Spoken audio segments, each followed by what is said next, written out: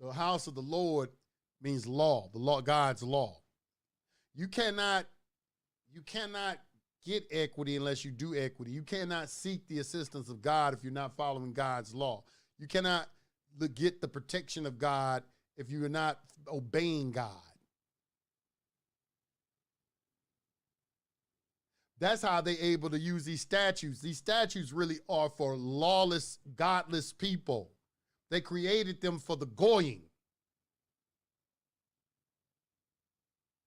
Because why would you need a man-made law if God gave you laws? Let me ask y'all this question. Why do you need man-made laws if God gave you laws?